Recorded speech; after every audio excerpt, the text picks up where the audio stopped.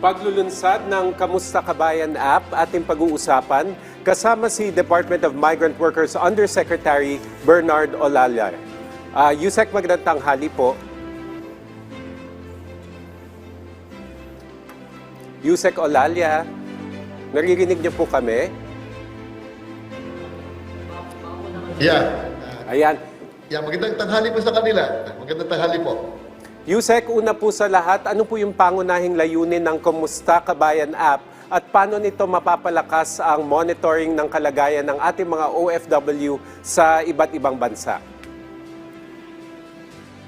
Unang-una po, yung layunin ng Kumusta Kabayan ay upang ma-monitor natin yung kalagayan ng ating mga kababayang na-deploy natin sa iba't ibang destination countries, no? Kasi yan po ang challenge ngayon, kung paano natin sila matutulungan sa oras ng kanilang pangangailangan. Ngayon, dahil po sa programang ito, magkakaroon po tayo ng real-time na reporting, monitoring, evaluation at action agad doon sa mga namomroblema po natin mga kababayan na nasa abroad.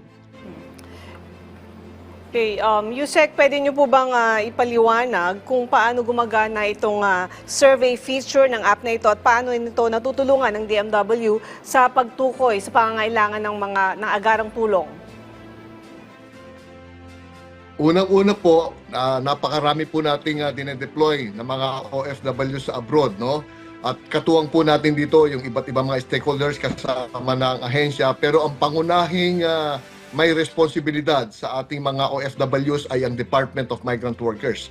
At upang agaran po nating matulungan sila sa mga oras ng pangangailangan, kinakailangan gumawa tayo ng programa. Ito nga yung Kumusta Kabayan app, no?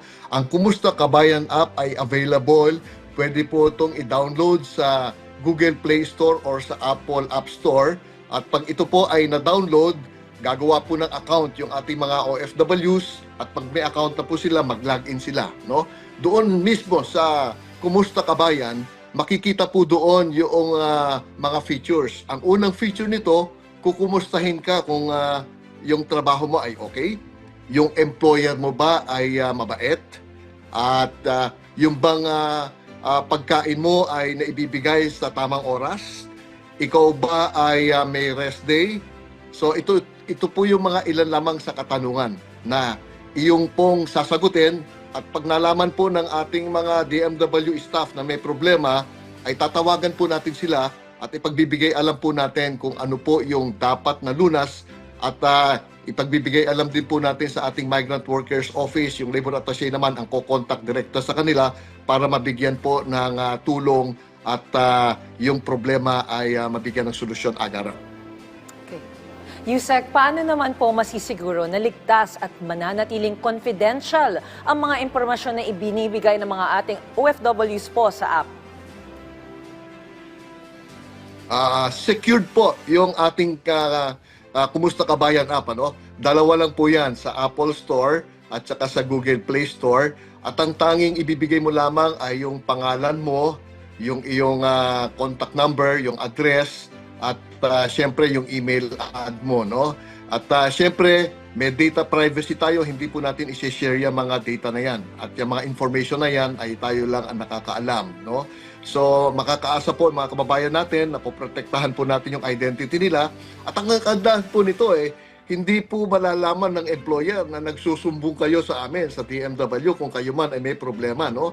Tayo lamang dalawa, ikaw, ang DMW at ang OFW nakakaalam nito at ang ating labor attaché na siyang tutulong agad po sa inyo.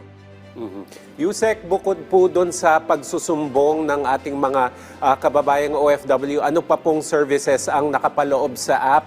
Pwede po ba silang humingi ng tulong halimbawa sa repatriation? Pwede bang humingi ng financial assistance o kaya legal assistance po? Nako, napakaganda katanungan po yan, sir, no?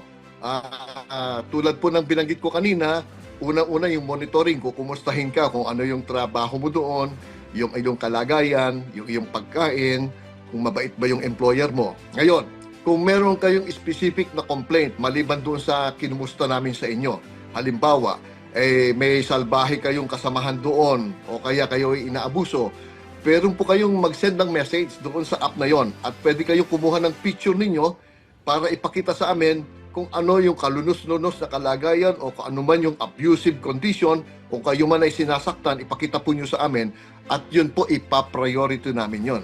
Sasabihin namin sa aming labor attaché, puntahan agad ito, i-rescue at tayo ay tutulong sa facilitated repatriation na kinakailangan. No? So after po nating ma-rescue at mga repatriate yan, dyan na po lalabas yung iba nating programa katulad po ng financial assistance, yung iba nating reintegration programs ng upskilling na kung saan pwede po nating i-endorse kayo sa iba't ibang ahensya din para nang sa ganon mabigyan din kayo ng iba pang klaseng tulong. Yusek, pagdating naman po sa accessibility, pwede niyo pong ipaliwanag kung paano makaka-download, makakagamit at magre-register sa app yung mga OFW. Tsaka may question po kami na paano kung yung mga sumbong gawa-gawa lang dahil alam niyo naman po, minsan uso yung chismisan, ganyan, tsaka siraan. Una po, napakadali lamang Ito ay isang mobile app, no? Yung Kumusta Kabayan. Makikita niyo ito sa Google Play Store o kaya sa iPhone, no? Kayo po ay mag-download ng app na yan, pagkatapos gumawa kayo ng account. Doon sa account, tatanungin lamang ang mga detalye ng pangalan ninyo, yung inyong selfie, kukunan din, at yung kopya ng pasaporte, no? Magkakaroon na kayo ng account, mag-login ho kayo doon. Kapag nakapag-login na kayo, mabubuksan na ninyo yung account at pwede na po kayo magpadala ng impormasyon, kukumustahin namin kayo, at kami po ay tutulong agad-agad. No? Ganun lang po kadali yun. Ngayon, doon sa tanong po ni ma'am na paano kung hindi totoo yung inyong sumbong o kaya kayo lamang po ay nagsisinungaling. Nako, una, iwasan po natin. Napaka-importante po ng bawat sumbong ng OFW. Hanggat maaari, limitado po ang ating resources. Siyempre, titignan natin kung sino yung ating ipaprioritize. Kaya iwasan po natin na magbigay kayo ng maling impormasyon at maling sumbong. No?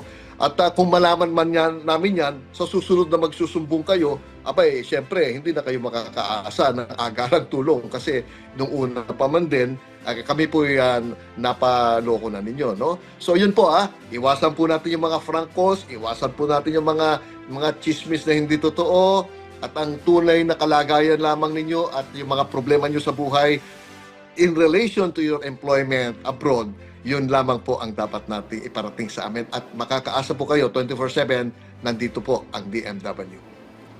Yusek, para po ma-promote po yung app, no, may orientation po ba tayo or information drive para po magabayan natin yung mga OFWs at yung kanilang mga pamilya kung paano po ba gamitin ang app na ito? Opo, para po natin magabayan at may pa-advertise natin ito, kami po'y makikipagtulungan sa aming mga migrant workers offices. May 42 po tayo na MWOs abroad. Meron po tayong 16 na regional offices. Ipapalaganap po namin ito. Makikipag-usap po kami sa ating mga media stakeholders at katuwang nyo po kami para katulad po ng ginagawa po natin ngayon na napakaganda sa bagong Pilipinas, ay ito po ang kinakailangan natin. No? Iparating po natin ang ating paninilbihan sa ating mga kliyente, lalong-lalo na sa mga OFWs, nang sa ganon maramdaman nila na may gobyerno na nag-aalala, nagmamahal at handang tumulong sa kanila 24 oras. Yusek, balikan ko lang po yung tanong tungkol doon sa pagsusumbong. No? So, halimbawa po, abusive yung employer, yun po yung complaint, o kaya delayed yung salary. May verification process po ba? O agad-agad na i-rescue na lamang yung ating kababayan mula doon sa abusive employer? O meron pong prosesong pwedeng sundin para ma-verify talaga yung claim? Okay, napakagandang katanungan po yan. Kunyari, ang problemang ipinarating ninyo ay tungkol sa sweldo.